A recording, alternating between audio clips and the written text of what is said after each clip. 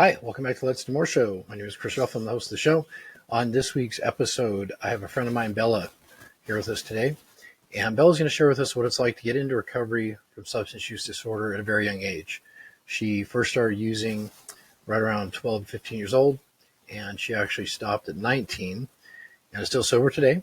She has a lot of great advice for anyone who is young who might be struggling with addiction, or anybody really who's struggling with addiction. But I think it's kind of unique to get a point of view from somebody who stopped drinking and using before they were legally able to buy alcohol even. It's a really incredible story, really inspirational. I hope you stick around and watch the entire show.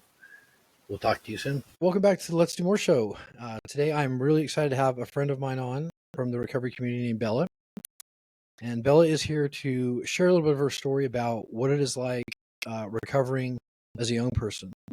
You'll hear more about this, but Bella started her journey into addiction around 15, sobered up at 19. She's 22 now. And so I think on the show, like I was saying earlier, Bella, before we started, I think you are the youngest person I've had on the show, which is great. It's the rarity that we see people come in that young and stay sober, right? No, absolutely. Most of the time we've got to get ourselves beat up and lose a few lifetimes before we decide that we're going to get sober and be serious about it. Right. But thanks for coming on. I really appreciate it. Yeah, of course. And I want to thank you in advance for just being vulnerable and being here to help other people out, and sharing your story. And most of this is going to be about your story, right? Yeah. And the people that are listening, if you're listening today, I always tell people from the top of the show, try to pick out one or two things that you could take from the show and use that as a kind of a guide for your own recovery if that's what you're trying to do. And if we have any family members listening to the show, the main goal with you guys and that part of our demographic is just to help you understand the inner workings of the addict brain, of the alcoholic brain, because we do think very differently.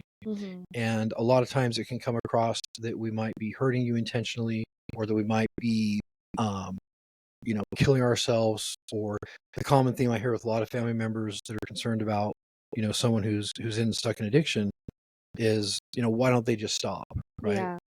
And I think if it was that easy, we wouldn't have treatment centers or any of the tools that we have to help get sober. So Exactly. again, welcome on and thanks for being Thank here. you. Thanks for having me. Yeah, for sure. So let's go back. I always like to talk about, your story before, right? And kind of how that was for you and then what it looked like in active addiction. And then we'll spend most of the time, of course, talking about your recovery and what that looks like. So I know you've been doing a lot with that too. So Yeah. let's go way back. Tell me about your upbringing. Where'd you grow up? Okay. Did you have kind of a normal life, or was it, what was it like? Yeah, so I grew up in Jackson Hole, Wyoming, and I was adopted, and I have an amazing family. They're awesome. But there were some struggles with that because they're white. And I grew up in a very predominantly white area. So I always kind of felt a little bit out of place. And I always felt like it was hard for me to make connections with people. But overall, growing up, I was like very happy. Always had a great relationship with my family. Yeah. Very cool. So you were adopted. How old were you when you got adopted? I was teeny tiny. I was Like 9 baby? days old. Wow. So set up from the beginning. Have you ever been able to meet your birth parents at all, or? Yeah, I got in contact with them a little bit after I turned 18. And I'm not really in contact with them anymore. I've kind of talked to them. Yeah. That makes sense. It's hard. It's hard. And, it's a common theme I hear with anybody I talk to when it comes to addiction. I mean, the Let's Do More show is more than just an addiction show. It's really about overcoming any obstacle. Yeah. But I think out of all the obstacles that life has to throw, addiction's got to be right up there, if not the top and the hardest one to get through, And maybe I'm a little biased because I have that in my life. But, if you've lived this, you know that it's just not the fun that it looks like it is. Yeah. Right. So adopted, normal family life. But, you did find out your birth parents also had some type of substance use disorder, right? And that's usually how it happens, is it's passed down.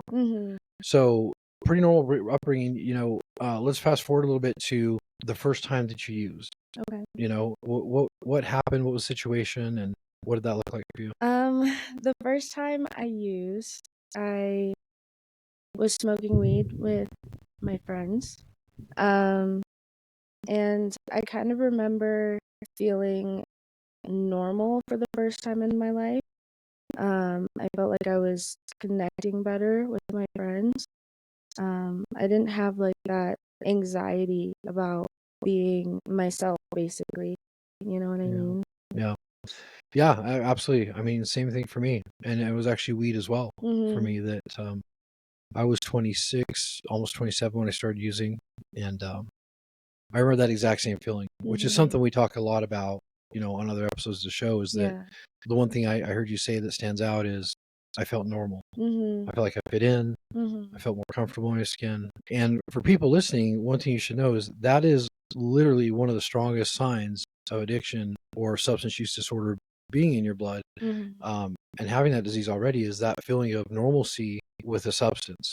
Yeah. People that we call normies who can do a line of coke and stop, or can take one drink and put it down, they don't get that feeling. That's not what it feels like for them. No. They have the euphoria, it makes them feel good, whatever, but it's take it or leave it. Whereas with us, since it's the only thing that ever made us feel normal, feel good, we keep running back to that over and over, right? Right. So you start with marijuana. You're active in your addiction for roughly 4 years, right? Something like that.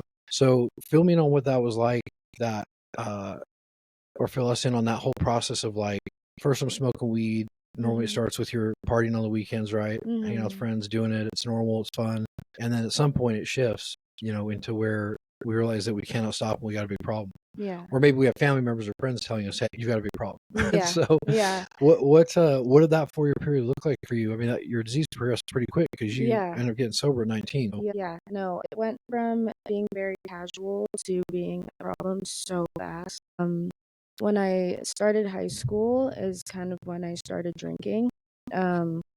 And that all kind of started because I was in a really abusive relationship. And I used alcohol as a way to cope with that and as a way to escape, because to me it felt like there was no way out of it. Right. So yeah, no, I would be drunk all the time, basically, like at school. And my grades started slipping, and I started cutting people off and prioritizing friendships where I'd have access to, like, weed, or like any other drug, alcohol, basically anything I could get my hands on. And during that period, I started getting into pills a little bit. Luckily that was a short little phase, but I feel like I had a good 2-month blackout because I was just doing Xanax and drinking every day to escape this relationship that I felt I was stuck in. Right. So in that, one question I had that popped in my head here as I was listening to you, did you know, like, was there a difference with the way you were using and drinking in your friend group? Did you feel like there was something different about how much you used or the way you used, or, Yeah, no, absolutely. Um, yeah, and like that's kind of why I started to isolate myself, and only surround myself with people who acted the way that I did so that it felt normal, if that makes sense. Yeah, so you kind of chameleoned in with the same type of crowd. Yeah. And it was kind of a big problem when I was in school with a lot of the kids there, drugs and alcohol. Yeah, it's crazy. I've got 3-step kids and a daughter of my own. And right now they're all teenagers, but I agree. Like, they're obviously a little bit further, you know, you're a little bit further back behind them. But I was amazed to find out the problem that we have in the schools. Yeah. We live in a pretty nice area here, and their middle school is just down the street, and it's pretty wild what you hear happening over there. And also being in Utah, which is a predominant LDS community, which is fine. I have nothing against the LDS community. But it's crazy how much it is hidden. Was that like that for you? Oh, yeah. Was it like that where it's just like, we don't talk about it, but we know what's going on? Yeah. It's kind of one of those things where it's like, when you're in a nicer area, people don't expect that to be a problem. Right. And so when it is a problem, it kind of gets swept under the rug and nobody really wants to talk about it because there's that stigma and we don't want, like, that reputation, if that makes sense. Yeah, no, it does make sense. I mean, let's talk about stigma for a little bit. I mean, yeah, I can only imagine how it was for you. Yeah. Right. Being in a blended family like that, being adopted, I've been in some situations where I was a minority, where I was traveling overseas or different places in the country. And I mean, yeah, just being somewhere like that for a week or two, you feel weird no matter what. Like, Yeah. no matter how you feel about other colors of skin, no matter how you feel about people in general. Mhm. I treat everybody equally. I believe that we're all equal. We're all Mhm. humans. We're all made of the same stuff inside, and we all make the Mhm. same type of mistakes, and we can have the same type of wins. But yeah, you feel a bit out of place, right? Yeah. And then when you bring in this addiction thing, stigma is a big, big problem. Oh yeah. It prevents yeah. people from getting treatment. Mhm. Stigma prevents people from being able to talk about an addiction or a problem. Mhm. Because I think there's a point when we're in our addiction that we all realize, like, we've stepped over the line and now I have a problem. I remember thinking that. Mhm. Even though I would say to people, oh, I didn't know I had a problem, or I was a functioning addict or whatever, that simply wasn't true. I knew there was a problem. I knew Mhm. something was wrong. I mean, the rest of my friends weren't going through an ounce of weed every day. You know Yeah. what I mean? They were like, whoa, man, slow down the bowl, and I'm Mhm. barely in the house because I'm outside smoking the whole time. Right. I couldn't really sit down and just have a shot or something. I Yeah. mean, Yeah. I needed the bottle, Mhm. or I would take and dump that in my drink when people weren't looking, right? Mhm. All those things that we do. What type of stigma do you feel like you dealt with out there where you grew up? Um. And we can talk about the racial stigma too, because that's a big problem that Mhm. should definitely be Oh yeah. addressed. Oh yeah. No, I feel like a lot of my life I was terrified of being a stereotype. Um.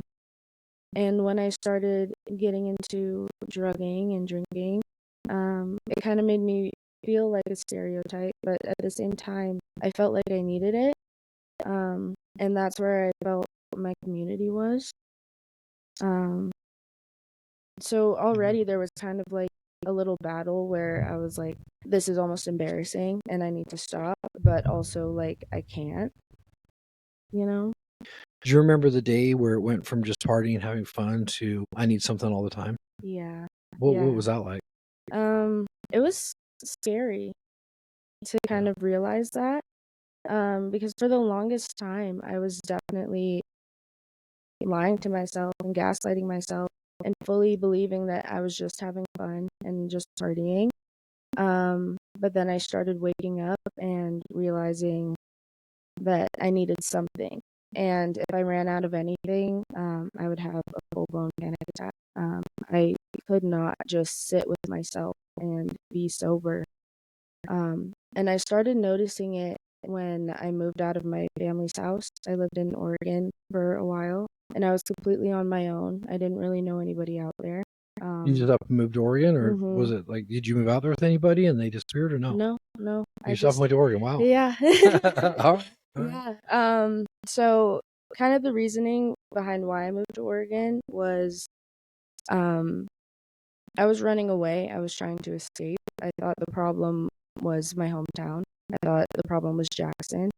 Um, and my ex, my abuser, had died. Wow. And he died while he was serving our country. So there was a lot of, how do I phrase it? He was being honored a lot around my town, and it felt really suffocating to be there. And so Yeah, it must have been really hard knowing what he was like behind doors. yeah, no, absolutely. And it just felt like everybody had forgotten who he was as a person just because of how he died. And that was really, really hard for me. So I decided to just pack up and move to Oregon. Right. And at the time, I thought like that would solve my problem. I thought being out of that environment, being out of all of the triggers from past traumas and stuff, that would fix everything. But I didn't really realize like the problem was internal. Um, and so yeah, that's when I started realizing like, oh yeah, this is a problem because I made enough connections out there because I was still underage. I was 18, so that I would have access to at least alcohol. Everything's kind of legal there, Yeah. not legal, I mean, but tell me more about decriminalized. that. How does somebody who's underage, how are you able to get, I'm always amazed, with what I see, but how does that Hmm. work? I mean, do you find people that are older that will just buy it for you, or Yeah, did you just show up at parties they have, or, yeah, a mix of both. both? But I would always okay. So what I would do I knew there was something there. Okay, yeah. what I would usually do is I would find an older guy that I could hook up with and Right. also have him buy me. I get that. Yeah, it's definitely a problem. But the thing about being an addict or alcoholic, and I'm sure you can attest to this too, is that for the most part, it's not necessarily hard to get.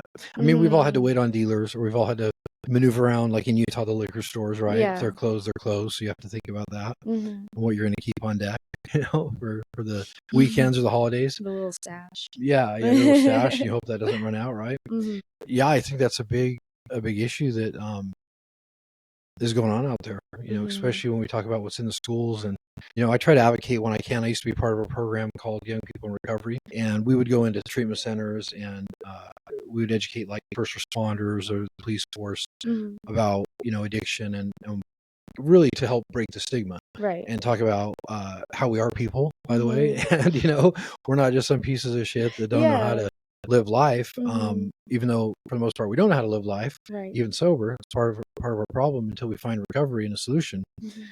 But yeah, it's crazy how prevalent that stuff is, and it doesn't really Yeah. matter. You can get it anywhere. Yeah. We become very creative at being able to get it and doing anything Oh we yeah. can to. So Yeah. that makes sense. Mhm.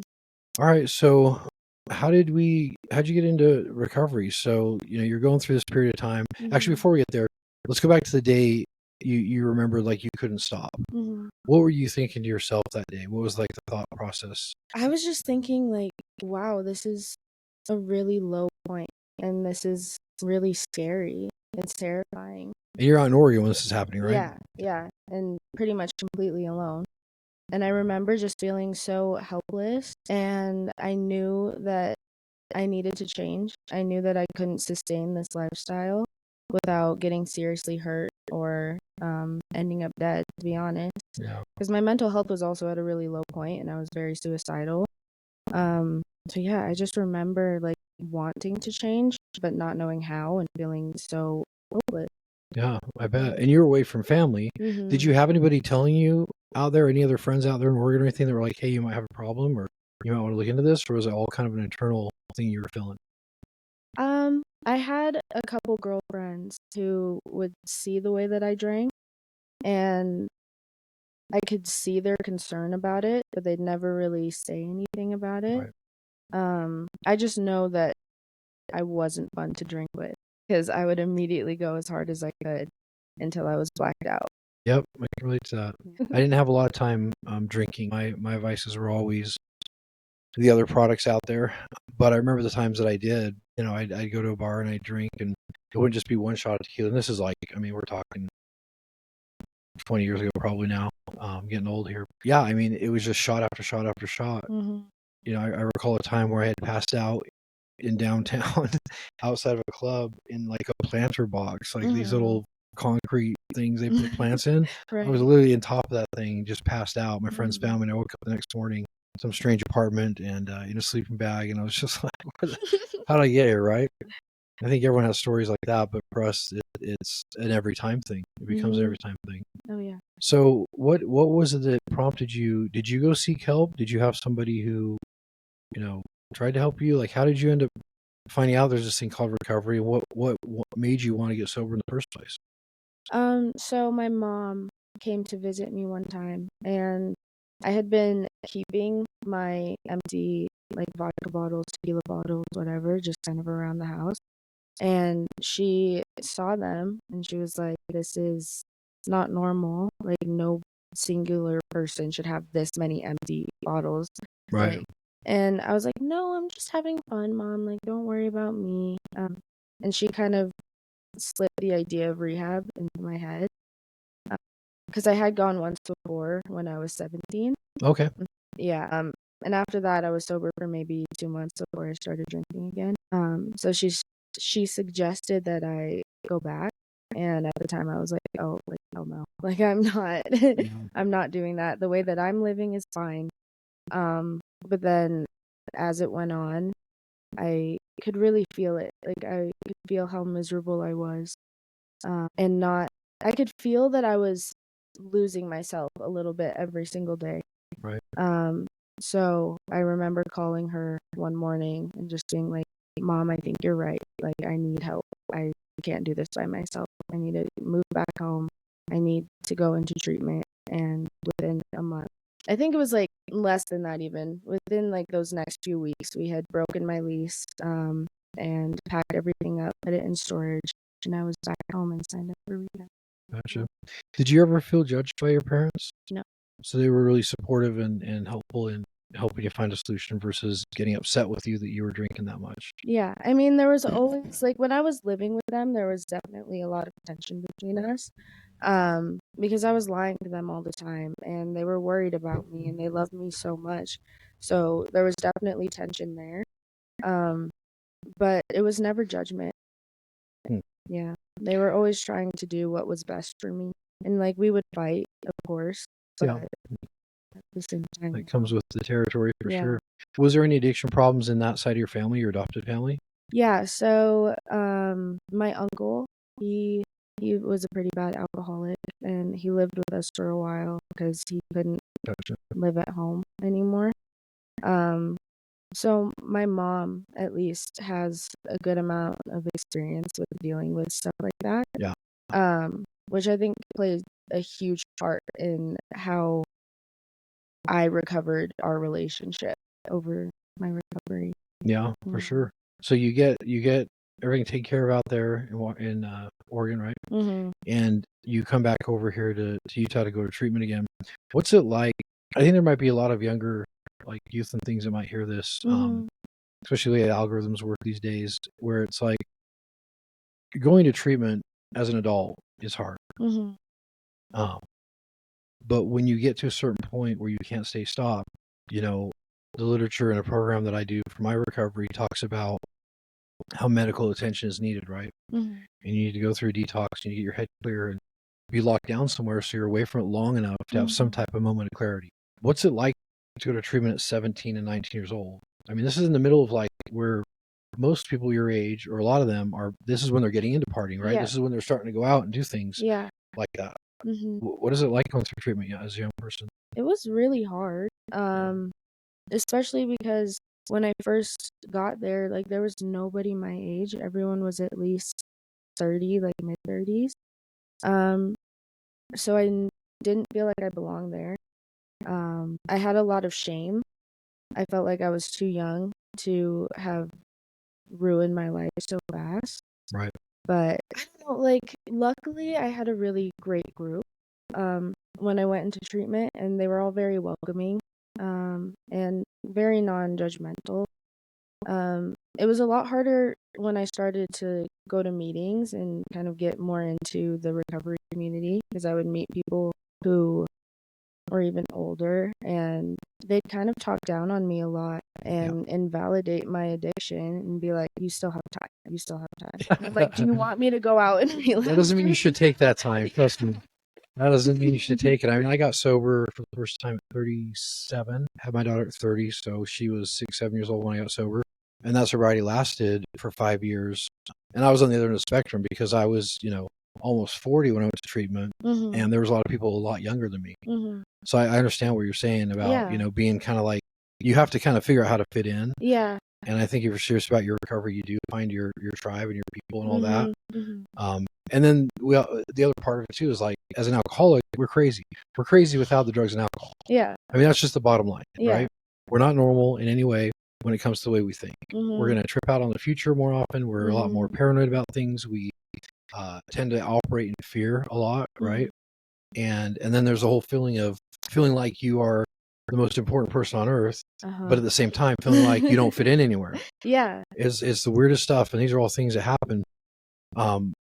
And so yeah, I get it. I get it. I remember my first treatment center and going, and there's probably one other person there near my age. Everyone else was younger.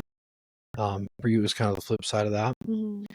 I think one thing I wanted to talk about, and we've got time here, is I want to talk a little bit about what treatment is like and what it looks like. Okay.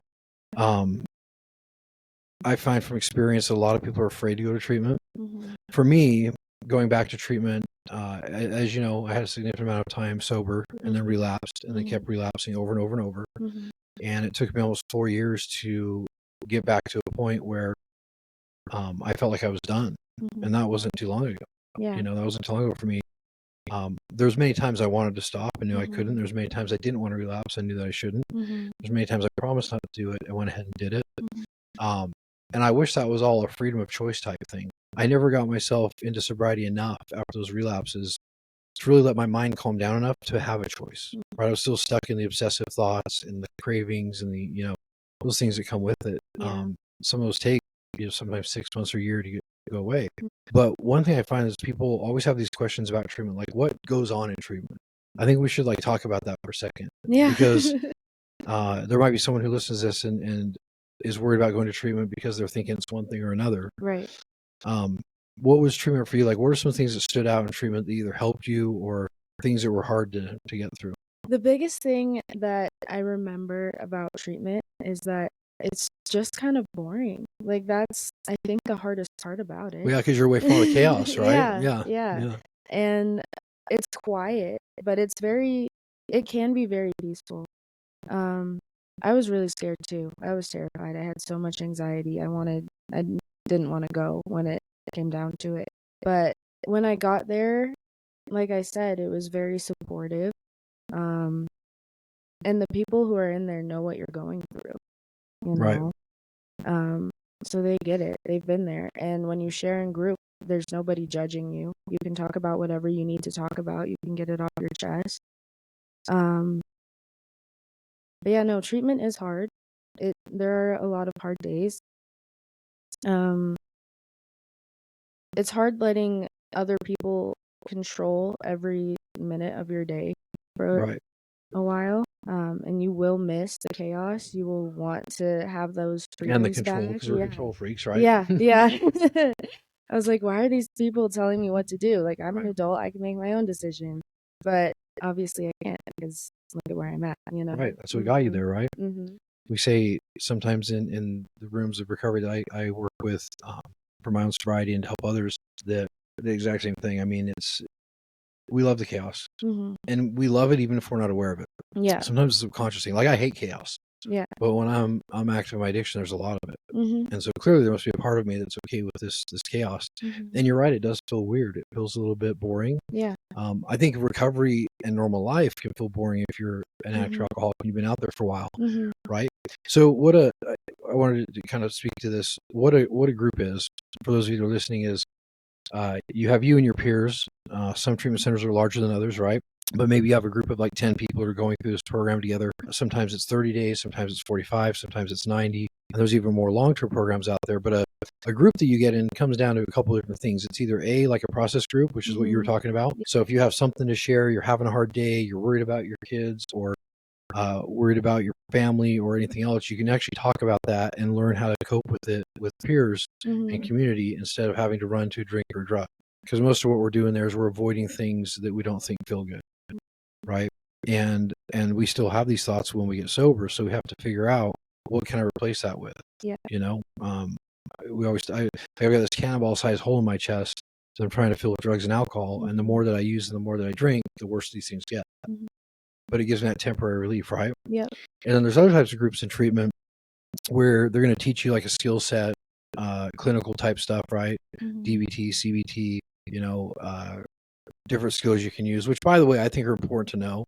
But I will say that in my active addiction, I never once was let me pull out my CBT manual, my cognitive behavioral therapy. I think I could use that right now.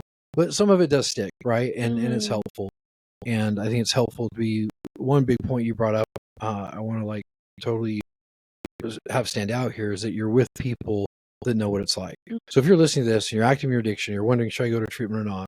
Was treatment a good decision for you or a bad decision in the end? It was the best thing I've ever done for myself. Why is that? So I think of my heart and the love that I have to give as a cup. And when I first went into treatment, my cup was pretty much empty. And the second I went in there, I could feel my cup being filled up more and more each day. And that was from other people, that was from myself. Because I felt very loved and accepted for the first time in forever. And that was a feeling that I was looking for with drugs and connecting with people through drugs and drinking and partying and all of that. And that's kind of the first moment when I realized I can have that just without destroying my life. Yeah, and it's the stuff when we're using and drinking isn't real anyways. Yeah.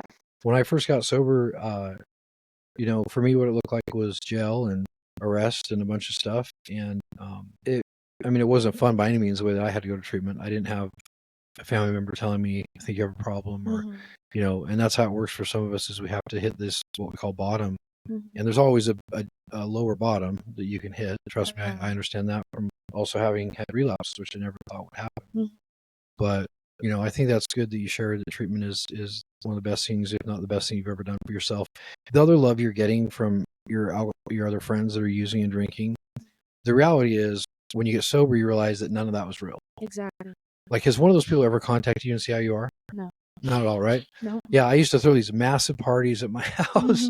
We had a swimming pool, and I'd keep it like 100 degrees, so people called it like this giant hot tub, and cars up the street and down, and I would supply all these people with party favors or drinks, whatever it was.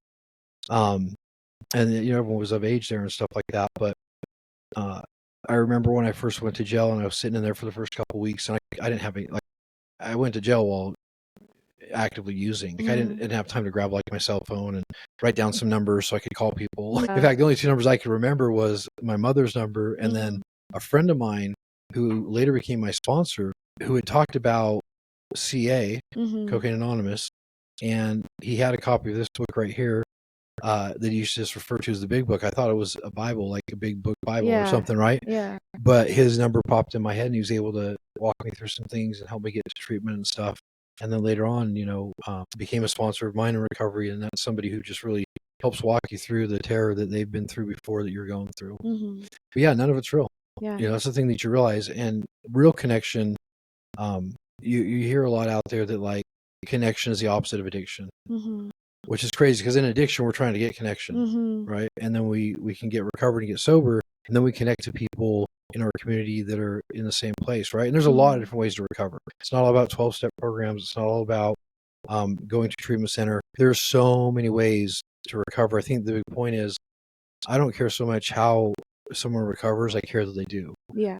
And that's a big part of what the show is about, is trying to give some advice. And even though I've had a history of relapsing and getting my way back to a full recovery not too long ago, that doesn't mean that I didn't learn something in the 5 years I was sober. That doesn't mean that I don't have any valuable information for somebody who's out there.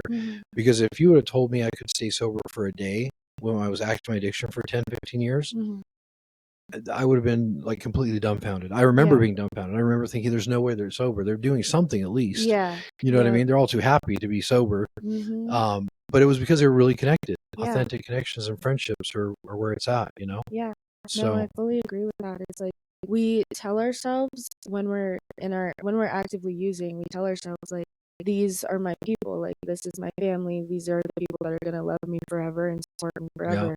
But yeah, like you said, like, the second I got sober, crickets. Never heard from them. crickets. I never had one of them try to get a hold of me, in jail or out. In fact, I remember it was years later. I was like 3 or 4 years sober, and I was in line at a coffee shop, believe it or not. And one of my former dealers had walked right by me, because obviously I didn't look the same after 3 years sober. I probably went into recovery at 120 pounds. I'm typically about 200. And man, the guy, he looked bad, and I really wanted to say something. But I also knew the type of guy he was, and he probably wasn't ready. And it was this weird reflection period. And that was the only time I saw anybody from that party scene. Yeah. Hundreds of people, right? That I used and knew and drank with and all that stuff. And not one of them. And those relationships just aren't real, and they're fake. Talk to me a little bit more, Bella, about what it's like being an addict, like the way that we think. You've mentioned kind of a few things throughout the thread of the show. One of those being, like, I thought I was making connections. I was trying to, feel love and all that kind of stuff. What are some of the other things that you remember going on inside your head that you learned were not like normal thinking? I think one of the biggest things that I learned wasn't normal were the lengths that I would go to just to not be sober. I didn't realize that, kind of like you said earlier, that I could be sober for even a day. Just the thought of that was insane to me. Yeah. Yeah, I mean, because when you're drinking or high, if you're active in your addiction, you're really one of us, then you're probably not going more than about 20 minutes without something. And the stronger I built up tolerance, I mean, again, I wasn't that big of a drinker. I was for a while, but it was always the other substances that got me. And marijuana always took me back out to harder stuff. That, for me, is what people ask what your drug of choice is. I don't really like that phrase. I think Mhm. we all have drugs of no choice, Mhm. which just means that we don't really get a choice to put that down once we pick back up. It takes a lot to get back, and unfortunately, it comes with damage to your family, to your kids if you have them. That was a hard thing for me going to treatment. If there's any older adults, I was worried about, like, okay, what's going to happen with my daughter? What's going to happen with my wife? How are the bills going to get paid? And ultimately, I lost almost everything. The home my dream home that we had built and bought, with that pool and all that stuff. Yeah. And everything inside of that, most everything inside of that went into a dumpster while I was in jail. Mm. And the home was sold on the steps of the courthouse in Mm. auction.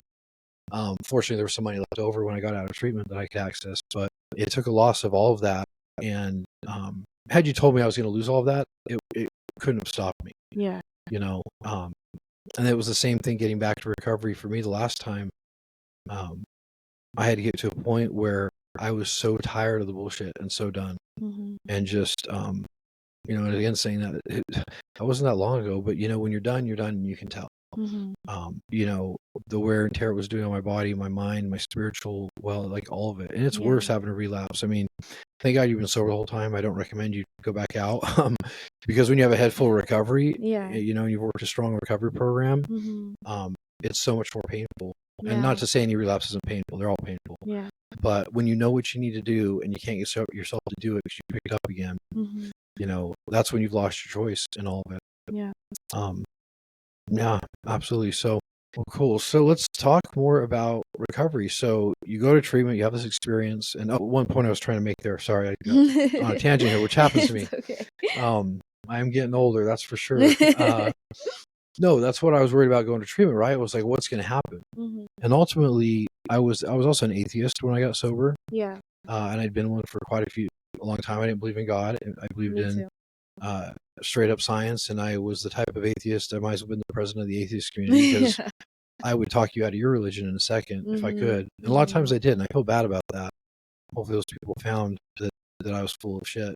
But that was a hard thing for me. And ultimately, when I came to recovery, I did learn about a higher power of my own understanding and what that really meant to be spiritual versus religious, which is what I am today. And I just had to really believe, like, everything's going to work out the way that it should, and it has. Yeah. And even though I lost that marriage, I lost that home, I've remarried and have a home now, and Mhm. have rebuilt a lot of those things, which I almost gave it all away again, Yeah. which is crazy. And that's how powerful this disease is. Yeah. So if you're a family member and you're listening, it's not that it's your fault. It's not that your child or your husband or your wife or your brother or sister don't love you and don't love your family. It's that they literally have something going on inside of them Mhm. that they don't know how to deal with yet, right? And they can't just put it down. It's Yeah. not like it is for you. Yeah. And if you've never used or drank before, which is a lot of family members who haven't, Mhm. you really have no place to even think about how they're thinking.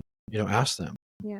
Because it isn't like it is for you, or it isn't Right. like it is for your brother or sister who drinks and just has a drink a night, or goes out with friends and drinks, or only drinks when traveling. Like, that's the difference between an alcoholic and an addict and a normie, right? A normal Mhm. person. Yeah. We have these thinking errors that are there. And the crazy thing is, it's a sober disease, Mhm. as I always like to say, which means when you take the drugs and alcohol away, we still are left with all those things that our brains think weird about. Right? Yeah. Do you remember what it was like when you got sober in treatment? How long were you there? I was there. I was in inpatient for only like 3 weeks, I think. So it was a shorter stay, Yeah. long enough. Did it feel weird to get sober? Where was your head at when you got sober through treatment? Ooh, I felt insane. I felt crazy. Yeah. I thought, like, if we took away the drugs and the alcohol, that I would maybe feel normal again. That I would just automatically go back to the way I was when I was younger, when I was a kid and happy and funny. But that's not what happened at Yeah. all. I still had a lot of things that I needed to work through. Because for the longest time, I was using in very important years where we kind of learn how to regulate Yeah, I was going to speak to that. Yeah. like more adult Yeah, your emotions. prefrontal cortex isn't Mhm. developed, your decision-making process isn't set yet. Yeah. And drugs and alcohol actually mess that up. Yeah. Right? I think it's important for young people to understand, if you've got parents who are telling you you've got to stop this, you're hurting your body, you're hurting your brain, there's 100% scientific evidence that is true. Mhm. The front part of your brain that makes decisions isn't developed till you're 25, and even Yeah. later with women. when you use a drug or a drink, it affects that exact same area. Yeah. Right. Yeah. So when I first got sober, I felt like I was 14. Like I felt like my mind hadn't developed. Right back where you were when you started. Yeah. Yeah. I was a mess, dude. Like I was so immature. I would take everything so personally. I thought it was still basically my way or the highway, like I thought I was right about everything. I would challenge everybody in rehab, like all of the staff. They would give me, like the coping skills and talking when they introduced like the idea of giving yourself over to a higher power. I remember fighting that so hard. I was like, well, maybe I don't want to do that every day. Well, it'd be nice if your addiction took a day off, but it doesn't, right? It doesn't. Yeah. So, yeah, it was just like me trying to fight this program as hard as I could while still somehow, for some reason, committing to it. Yeah. Yeah. And again, that's, all these things we talk about, folks, are alcoholic thinking, addict thinking. Which, whether you're an alcoholic or an addict, it's really substance use disorder. I should use the right terminology. I don't like saying addict or alcoholic because of the fact that it just breeds more stigma. Yeah. When I think of an alcoholic, before I ever knew what that was, I would imagine a guy under the bridge with a brown paper bag in his hand, who's lost everything and is homeless. And I would imagine that because I'd seen it on TV and shows. And it's still portrayed that way in a lot of shows. I was just watching something the other night, and there was someone in there with addiction, and it was like, man, I wish some of these movies and TV shows would start talking about addiction in the way that it really is for us. Versus using it as a showcase to pull in more numbers because people can't stop looking at the tragedy. You know what I mean? And of course, that's what you hear about. Yeah, it definitely feels weird. I remember that too. That was a good thing you said there, because I felt like I went back to 26 as well. When I first started. And fortunately for me, I think one of the only reasons I've survived the relapses and been able to come back and bounce back is that part of my brain was mostly developed, and so it has been different for me.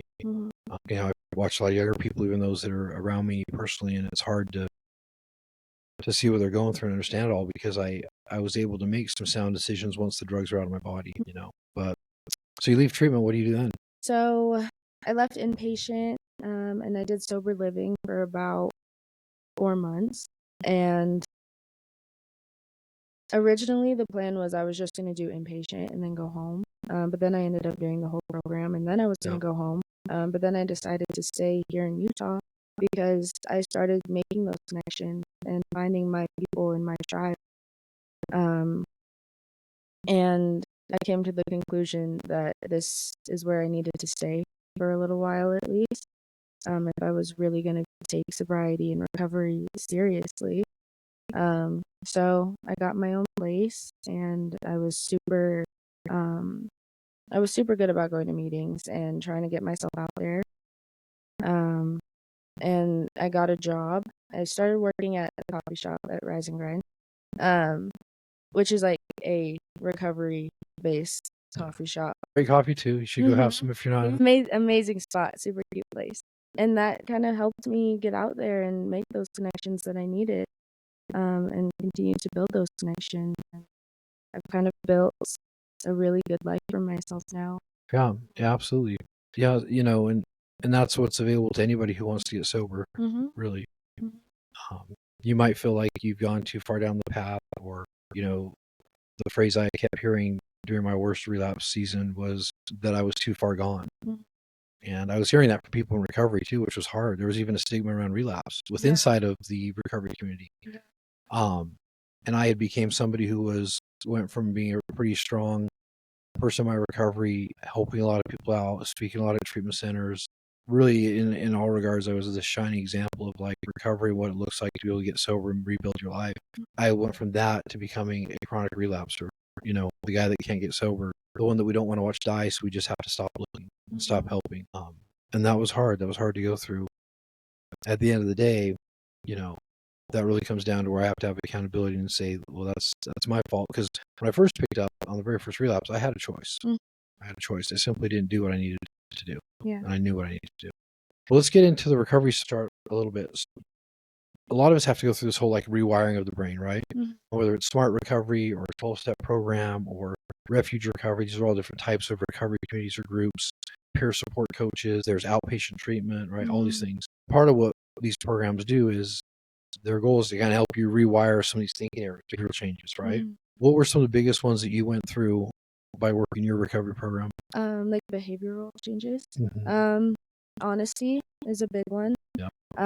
Because for the longest time I was lying to everybody around me and myself.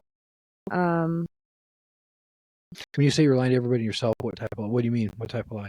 like I would always try and hide how much I was actually using, Right. drinking. That was Um, fun. I would lie about where I was to my family, to boyfriends or girlfriends. Um, Everything was always about me and how I felt. And I would say anything I needed to say in order to feel the best that I could. And then when I got sober, I kind of rewired that where it's like honesty now makes me feel good. If somebody asks me how I'm doing and I'm not having a good day, it depends on who it is, but I'll be honest with them. I'll be like, no, today I'm really struggling Yeah. and like I might need some support, some extra help. And just like not having any shame really is another thing. About my own emotions because I feel like sometimes I feel things really big. And I get overwhelmed by them, and I've always been kind of like ashamed of that. But now I'm very open with my emotions, and that helps me regulate them better. No. Yeah. I think it's almost like a superpower we have in recovery. I've definitely been called too vulnerable. Mhm. I'm a wide open book. I mean, Mhm. here I am talking on a show that's going to go all over the internet, Yeah. and there's people that watch this show that absolutely hate me. Yeah. You know, I've had some awesome comments on the show lately, especially in regards to my relapses. And I think the one thing those people understand is like I don't have the shame and guilt about it. Mhm. I share about those things openly, uh, even if it hasn't been that long since one, because there's other people out there like that are having that same issue. And hopefully that kind of diffuses anybody that wants to cause any hurt. Regardless, I'm doing this for the right reasons, and I know that. But it does take this rewiring of like the honesty thing is a big thing. I would find for me, I was lying about like the stupidest stuff. Oh yeah. You know, it was definitely. I mean, here I am clearly visually. I'm not sober. You know what I mean? I'm not Mhm. doing anything sober. I'm not talking like I'm sober. I'm Yeah. not doing any of the things I would do as a normal sober person like I was. And I would still tell people that I'm not using. Mhm. You know, it's the Mhm. craziest thing. But it does take some work to recognize that. And where it comes from, like you mentioned, is the shame though and the Yeah. guilt. Yep. You know, especially for me, because to admit that I had relapsed again after trying so hard not to, Mhm. it was God, it was hard. I was baffled myself. Mhm. And I think what I finally had to realize is that it was a sense of community that I was missing. Yeah. You know, when treatment was helpful, there's things I learned. But what it came down to was really being around sober people again and hanging out with them and redeveloping that whole base that I had in the beginning. Yeah. Well, what are some of the things that you would share with any other young people that are out there and they know, let's say they're in the same place you are, Mhm. right? They're 16, 17 years old, 15 even, 19. They're starting to think like, hey, this might be a problem. People are telling them that, or they're just noticing, I don't use and I don't drink like normal people. What are some things you would tell those people that you wish somebody told you? I think what I needed to hear the most at that time is that I wasn't alone, and that even though I was so young, that it's okay to reach out and ask for help. You don't have to be like all your other friends. Um, you don't have to be on the same path as them. You don't have to live your life as they do. And if you need that extra help, then get it because the other side is beautiful. Um, you have so much life to live Yeah. and you want to make the most out of it. And living this way is not making the most out of it. Yeah. Yeah. That first one's a big one, that you're not alone. Mm. I wonder how many people stay quiet because they feel like it's different for them. Mm. Which also, by the way, is something you think in substance use disorder. It's another one of our traits, Yeah. is we think that we're different. Yeah. And that's why it's so important to get into some type of recovery program or community. Because then you meet other people that aren't so different and then you relate and then you're able to put some of the things that they're teaching you into practice. Mm. Because if they're like you, maybe this will work for me too. Mm. Right. And that's another thing for people to understand that are family members out there. If you have a son or daughter who's struggling with addiction, it's important to note that they feel alone. Yeah. And you may not be able to go to them and say, hey, I know what this is like. You're not alone. But you can go to them and say, hey, you're not alone. Let's get you some help. Yeah. One of the biggest mistakes people make, in my opinion, to an addict or an alcoholic, to someone with this disorder, is by judging them, by yelling or screaming, by making fun of. Mm. by simply doing all the things that you wouldn't do if you're a good human being. And I don't mean to call anyone out on that, but I kind of do. Most people that are actual alcoholics, they need love and support and kindness. They don't need enabling. There's a difference. Yeah. But you can also tell somebody, hey, you're important to me. Your life means something. I don't want to see you die. You can also say, I'm not permitting you to use in my house, right? You can do all of that at one time. And I feel like people will either go one way or the other. Yeah. They're too soft and they let them keep doing it, or let us keep doing it, or they're too hard and it makes us turn to it more because we don't want to feel that. Right. You know, and it's the same things that I think you just pointed out that are super important in somebody's sobriety journey. So let's go forward. We got a few more minutes here. I want to talk more about what it looks like being sober as a young person. Okay, so now you're 22. Yeah. You actually legally could go buy a drink. Yeah. You couldn't before. No. Now you can. So what is it like? I mean, what are some things you've accomplished in recovery, and what is it like being sober at 22? Is it horrible? Is it like the worst thing ever? No. Okay. No. It's actually, it feels really good. It was really hard for a while, especially when you hit a milestone like your 21st birthday. And that was Right. a really hard birthday for me. Yeah. I remember the clock turned midnight and I just started sobbing. I was like, wow, I'm 21 and I can't celebrate how a normal 21-year-old would, you know, and I really felt like I was missing out. But then you kind of realize, like, what's that one day gonna do? You know, like, at the end of the day, it's really gonna do more harm than good. You know, I don't need to have a cheat day and, like, let myself celebrate like that. Because being sober and Yeah, and by the way, a staying, cheat day turns into a cheat week and turns yeah, into a cheat month and turns yeah, into a cheat year, yeah, cheat like, decade. I wouldn't Yeah. come back from the cheat day, you Right. know? But yeah, no, it's very fulfilling being in recovery so young. And it feels like I've kind of saved my own life, and now I have a better chance at living normally now than I would if I was still trying to act like I was normal or a normie, you know? Right. Right. Yeah. I mean, that's the distinction we have to make, right? Is that we are different than other people. Yeah. In the recovery program I work, it is a 12-step program. If you're not familiar with those, look them up. They're everywhere. You can go to meetings free of charge and you can go meet people like us that are there to help you. And we'll help you in any way because we've been in the fire. We know what it's like. And our goal and our job, once we're out of that fire, is to drag back into those flames and drag other people out. We can't make anybody get sober. We can't, be the person that gets anybody sober, but we definitely can teach people how to do it once we've done that.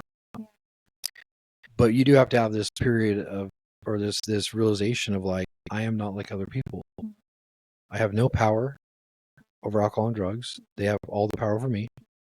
I can't manage my own life, sober or using, which is why community is so big, and having mentors and things like that, like in anything, is huge. What type of mindset do you feel like you've had to have to, like, I like to talk on the show a lot about, like, optimism, positive thinking.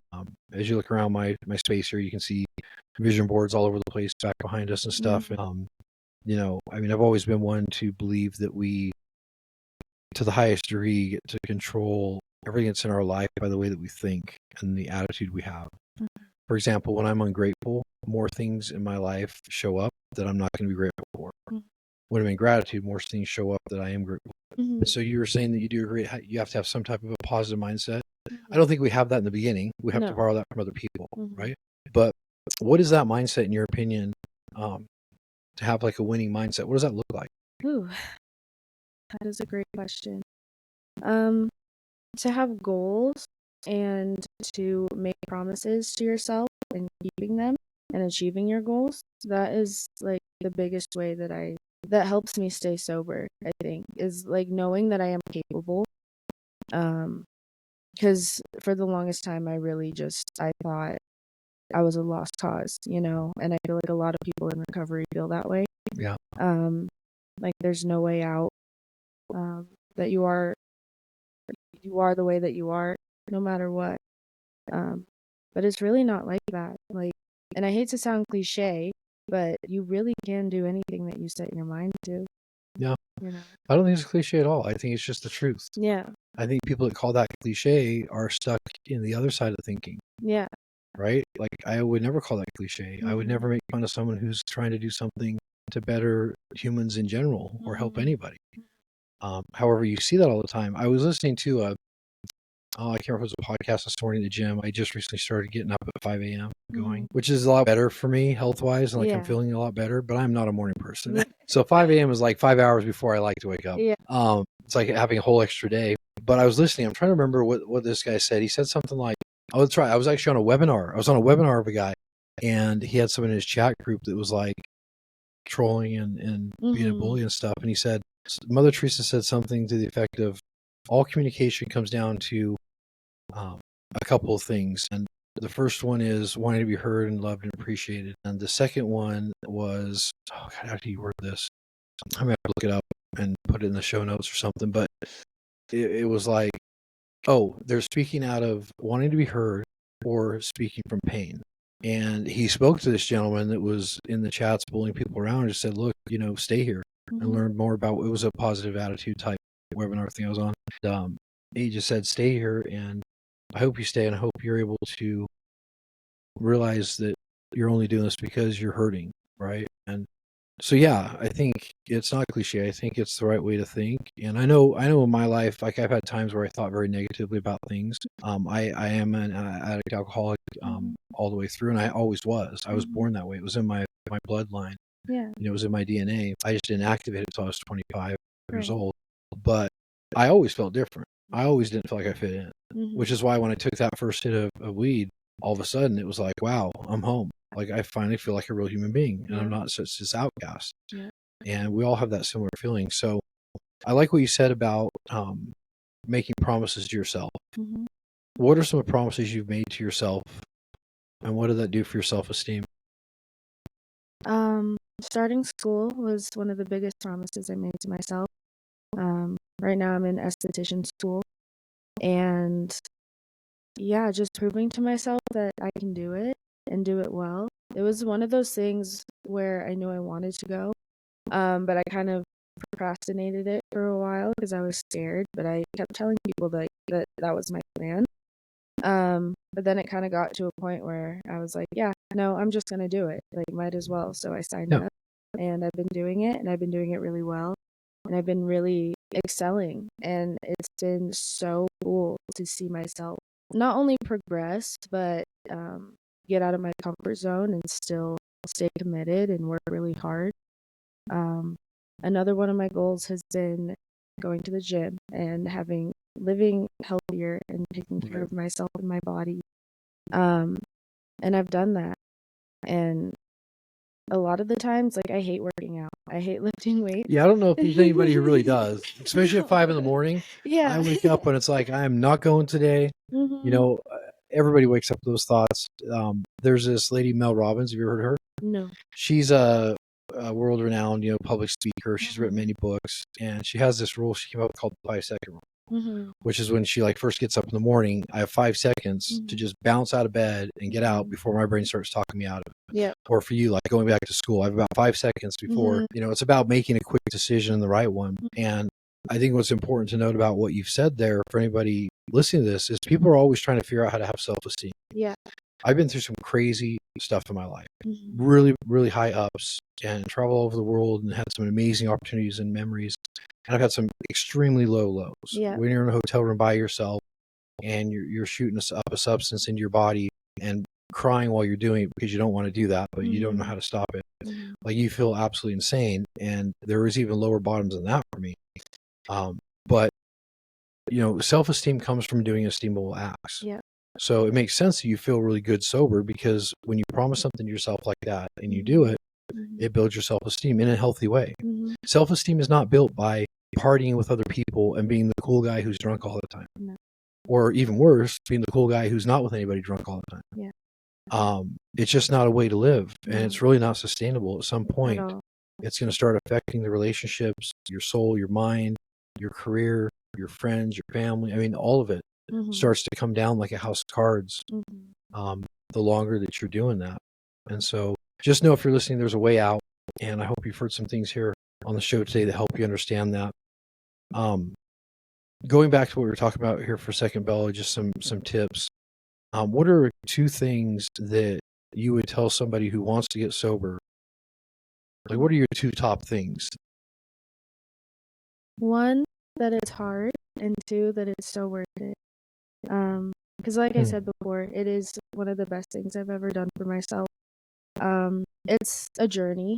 It's really, really hard, but I feel I love the person that I'm becoming, and I can genuinely look at myself in the mirror now and be proud of who I'm seeing. Yeah. On the inside and on the outside. Yeah, and in recovery or not, addiction or not, that's a big deal. Yeah, that's absolutely. a big deal. I mean, out of 100 people, 2 to 4 people might be able to do that, right? And maybe that's you. Maybe you're listening, and maybe you can pick out some tips. I love what you said there, though.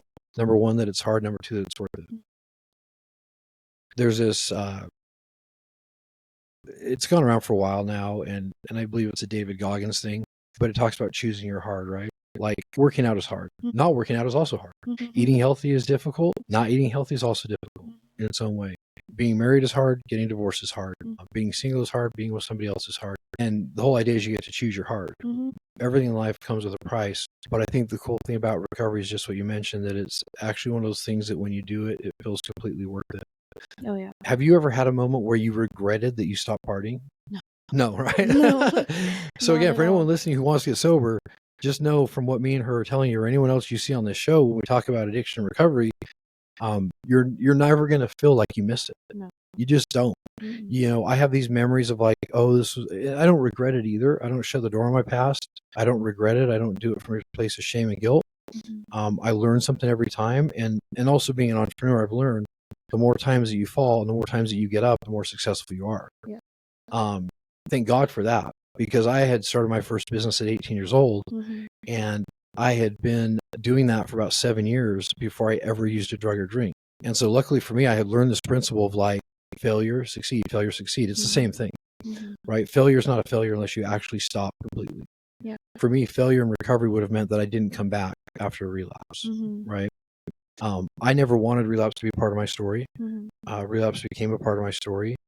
And I remember, when I had the 5 years sober in the beginning, I would hear people relapsing, right? And I would almost study it. Like, what are they doing that or not doing? And I actually made a list of like the things I'd hear at meetings that caused somebody to go back out, because I was so deadly afraid of that happening. Yeah. But I think I used to judge people too with like, hey, recovery's so good. Why would you ever go back out? And then it happened to me. And part of me thinks that, that happened to me through God. And, even though it was my decisions that caused these things to happen, I still think I needed a dose of humility, and I needed to experience that to be able to help more people through it. I'm not afraid to get on my show and say, I've relapsed and I'm still doing this. I had somebody, when I first started the show, I had just freshly came off of a relapse, and I remember somebody told me, like, what are you going to do? You don't have anything to say about recovery. You can't even stay sober yourself, which is, again, just a thinking error for people. But again, we don't lose our recovery, right? And I didn't lose all the things I learned in business either. Yeah. Because I relapsed. And I'm not a piece of shit because I did. And you aren't a piece of shit because you got active in your addiction young. Like, that's just not the way it works. Yeah. And I will argue to the death on that. And I'm sure you would too, as well as any of our other friends in the community. It's just not the way it works. So, all right, Bella. Well, any closing thoughts? Anything else you want to share with anybody that might be tuning in? I don't think so.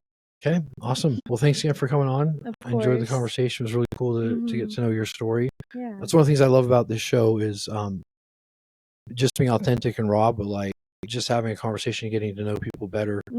I always learn something from every guest that comes on the show, so I really appreciate it. Of course. And I'm sure that people out there are gonna feel the same way. And again, if you're ever struggling with addiction or really any obstacle in life, if you're going through a challenging time, if you're having mental health issues where you feel like it's not worth living, things like that, please reach out to me through one of my social media channels. You can always message me on any of them. I do answer those messages directly, and I will do my best to help you and point you in the right direction. And the other last thing I'll say is just please keep spreading the show. I think that our YouTube channel is about to hit 200,000 views, which isn't phenomenal yet, but that means that 200,000 people have seen something that might have helped them that day. And that was the whole point of this in starting it, not to air all my dirty laundry, even though I do that. It was more of just, let's see who we can help. So if that's you and you need help and you're struggling, please let us know. We'll do our best to direct you where we can. And that's it for this week's episode. Thanks again, Belle, for coming on. Yeah, thanks for having me.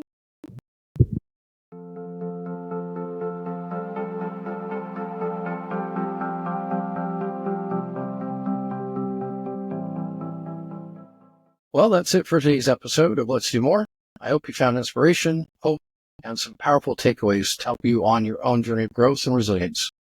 Remember, no matter what you're facing, you have the strength to overcome it and the power to create positive change in your life and community. If you enjoyed this episode, please take a moment to subscribe, rate, download, and review the podcast. It really helps us reach more people who need to hear these stories.